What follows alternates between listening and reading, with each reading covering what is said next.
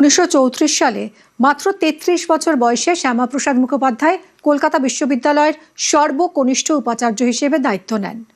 1934 থেকে 1938 সাল পর্যন্ত 4 বছর তিনি এই পদে ছিলেন। কলকাতা বিশ্ববিদ্যালয়ে এবার শ্যামাপ্রসাদ মুখোপাধ্যায়ের নামে চেয়ার প্রফেসর পদ তৈরির পরিকল্পনা। বর্তমানে কলকাতা বিশ্ববিদ্যালয়ে বিভিন্ন বিজ্ঞানী, সাহিত্যিক, ঐতিহাসিকদের নামে 32টি চেয়ার প্রফেসর পদ রয়েছে। স্যার আশুতোষ মুখোপাধ্যায়ের নামেও রয়েছে চেয়ার প্রফেসর পদ। চেয়ার প্রফেসর পদে বিশিষ্ট অধ্যাপক, সাহিত্যিকদের নিয়োগ করা হয়। সূত্রের খবর, সিন্ডিকেট বৈঠকে প্রস্তাব অনুমোদন করে রাজ্য সরকারকে চিঠি লিখবে বিশ্ববিদ্যালয় কর্তৃপক্ষ।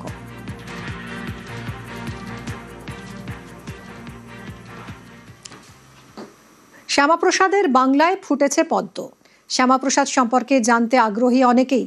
শ্যামাপ্রসাদ মুখোপাধ্যায়কে নিয়ে লেখা বই এখন হটকেক। ভবানীপুরে শ্যামাপ্রসাদের পৈতৃক বাড়িতে দাশগুপ্ত বইয়ের দোকানে ভিড়। 1886-তে কলেজ স্ট্রিটে দাশগুপ্ত বইয়ের দোকান শুরু হয়। পরে তারই একটি শাখা খোলে ভবানীপুরের ঐতিহাসিক বাড়িতে। বিভিন্ন লেখকের বইয়ের পাশাপাশি শ্যামাপ্রসাদকে নিয়েও নানান তথ্য এবং দুষ্প্রাপ্য ছবি সম্বলিত বই এখন হটকেক।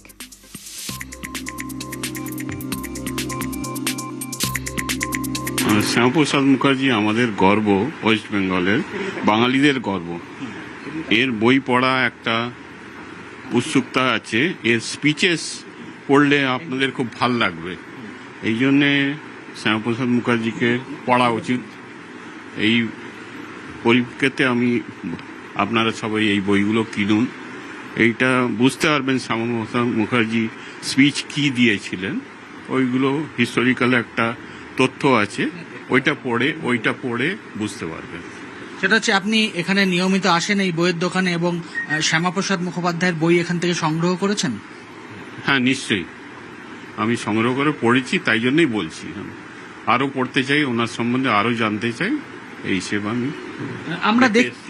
আমরা দেখছিলাম এই বইয়ের দোকানে এসে যে শুধুমাত্র শ্যামাপ্রসাদ মুখোপাধ্যায়কে লেখা বই নয়, তার অনেক দুষ্প্রাপ্য ছবিও আছে। ওইটা দেখলে পরে বুঝতে পারবেন। আর এইখানে একটা মিউজিয়াম আছে ওনার, ওইটা দেখলেও বুঝতে পারবেন আপনার শ্যামাপ্রসাদ মুখার্জির কি আছে। আর এই নিয়ে কি বলছেন অশোক বিশ্বনাথন, শুনবো।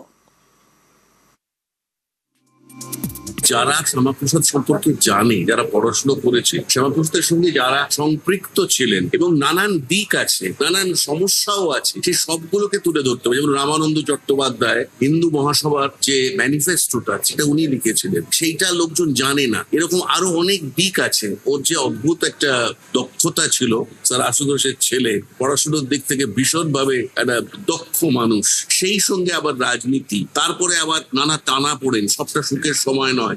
এই সুখ দুঃখ মিলিয়ে যদি আমরা উপস্থাপিত করতে পারি চলচ্চিত্রের মাধ্যমে নানান ভাবে, তাহলে কিন্তু একটা ভালো কাজ হবে।